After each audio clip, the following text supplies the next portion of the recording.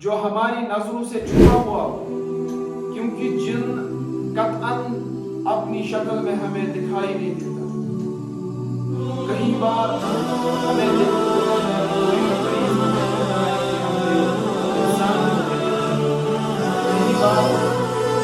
الحمد للہ رب العالمین والصلاة والسلام علی اشرف الانبیاء والمرسلین والحمد للہ رب العالمین۔ امید ہے کہ آپ سب خیر و عافیت سے ہوں گے، خوش ہوں گے۔ اللہ آپ سب کو خوش رکھے، اللہ آپ سب کا حامی و ناصر ہو۔ ہم نے آپ کے سامنے ایک سیریز رکھنی ہے جو جنات کے متعلق، نظر بد کے متعلق، جادو اور جادوگروں کے متعلق اس میں بیانات، اس میں معلومات آپ کو دی جائے گی۔ اور اس سیریز میں ہم نے جو پہلا سوال آپ کے سامنے رکھنا ہے وہ ہے جن کہتے کسے ہیں، جن کی وجہ تسمیہ کیا ہے؟ یہ پہلا سوال ہے۔ اگر ہم اس سوال کی طرح نظر ڈالیں تو ہمیں پتہ چلتا ہے کہ جن عربی لفظ ہے جو جن یا جنو، اور اس کے مصدر آتے ہیں جنن، جنتن یا جنون، یہ سارے مصادر اس کے آتے ہیں۔ اس کا معنی ہے چھپنا یا اوجل ہونا۔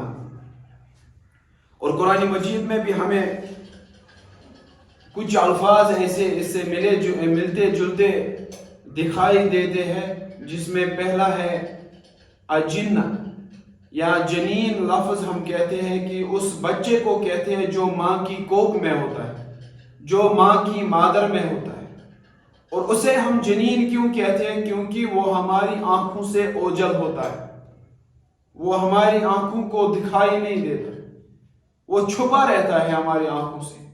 اور ایسے ہی ہم مجنون اس بندے کو کہتے ہیں جس کی عقل پر ایک پردہ حائل ہوتا ہے، پردے کے پیچھے اس کی عقل چھپی رہتی ہے، اس کو ہم مجنون کہتے ہیں، اس کی عقل اوجل ہے۔ اور ایسے ہی اور ایک نقطہ ہے جو دیکھتے ہیں ہم، جنتن، جنتن ایک ڈال کو کہتے ہیں۔ اور اسے جنتن کیوں کہتے ہیں؟ کیونکہ اس کا جو ہاتھ ہوتا ہے وہ چھپا رہتا ہے اس کے ڈال کے سامنے، اس کے ڈال کے پیچھے اس کا ہاتھ چھپا رہتا ہے، اس لیے اسے جنتن کہتے ہیں، یعنی کہ اس کا ہاتھ چھپا ہوا ہے، اوجل ہے، اور دشمن کا جو وار ہے وہ اس کے ہاتھ پہ نہیں آتا۔ اور ایسے ہی ہم یہ جن کا جو لفظ ہے یہ بھی اسی سے دیکھتے ہیں کہ جن اس کو کہتے ہیں جو ہماری آنکھوں سے اوجل ہو، جو ہماری نظروں سے چھپا ہوا ہو، کیونکہ جن قطعاً اپنی شکل میں ہمیں دکھائی نہیں دیتا۔ کئی بار ہمیں دیکھنے کو ملتا ہے کہ کوئی مریض ہمیں کہتا ہے کہ ہم نے انسان کو دیکھا ہے۔ کئی بار کسی جگہ ہم جاتے ہیں تو کہتا ہے مریض ہم نے کسی جانور کو دیکھا ہے، سانپ کو دیکھا ہے، مرغی کو دیکھا ہے۔ گویا کہ ہر شکل اختیار کر سکتا ہے، یہ قوت اللہ نے اسے دی ہے۔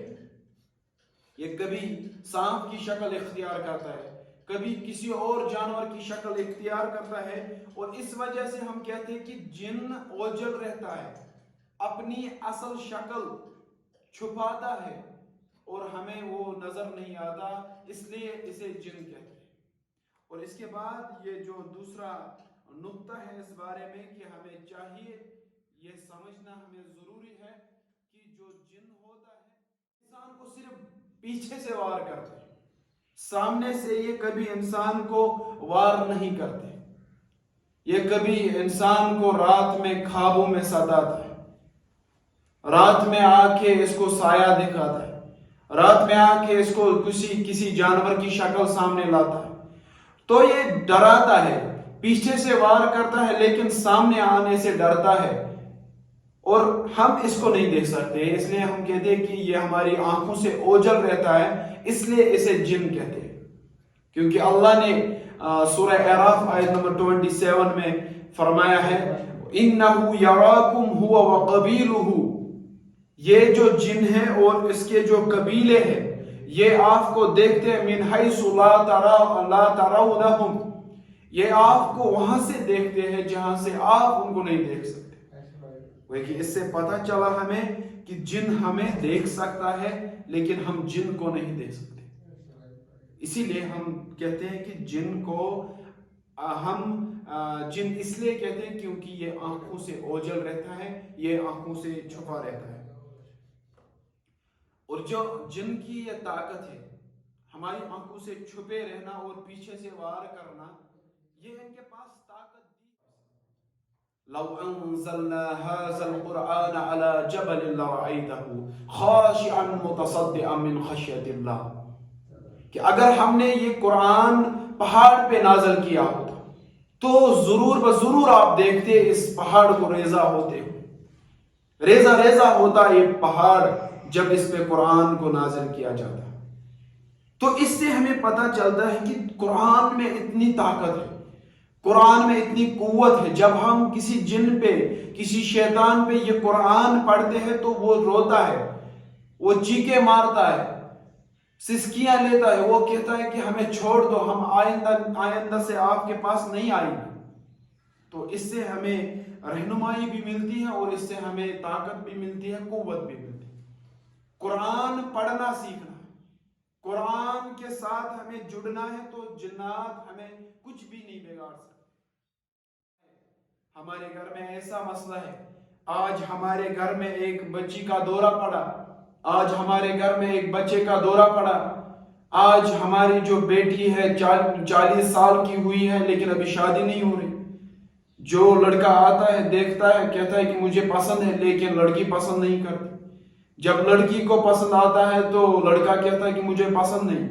تو یہ سلسلہ جب گھروں میں جاری رہتا ہے تو ہمیں فون کرتے ہیں, تنگ جب آتے ہیں, شعبدہ بازوں نے جب ان کو تنگ کیا ہوتا ہے, جادوگروں نے ان کو جب تنگ کیا ہوتا ہے, مال کھا کے, وہ مرغیاں کھا کے یا بکریاں کھا کے, تو ہمارے پاس جب آتے ہیں مولوی صاحب ہمیں قرآن سے علاج کرانا ہے, ہم نے تعویذ بہت سے لٹکائے ہیں لیکن ہم چاہتے ہیں کہ ہمارا عقیدہ درست ہو. تو ہم ان سے ایک ہی درخواست کرتے ہیں کہ آپ پہلے اپنے آپ کو قرآن سے جوڑیں. قرآن ہی ہمارا مقدر ہے, قرآن ہی ہمارا مستقبل ہے, اور جب قرآن کی تعلیمات ان کو پیش کی جاتی ہے اللہ ان کو شفا دیتا ہے, اللہ ان کو ان مصیبتوں سے دور. یہ بھی بٹھایا گیا ہے کہ جادو کا علاج جادو سے کرنا چاہیے, اور کالا جادو جو ہے وہ کالے جادو سے ہی ختم ہوتا ہے. یہ بالکل آبس, اس کا کوئی سر پیر نہیں ہے. اگر ہم قرآن کسی بھی سحر پر پڑھے, سحر تو سحر ہے, کوئی کہتا ہے کہ سحر سفلی ہے, کوئی کہتا ہے کہ سحر امراض ہے, کوئی کہتا ہے کچھ اور سحر ہے. جو بھی یہ سحر کے مطلب اقسام بیان کرتے ہیں کہ اس کا ہمیں صرف ایک نٹشا میں ایک مسئلہ سمجھنا ہے کہ جادو جادو ہے.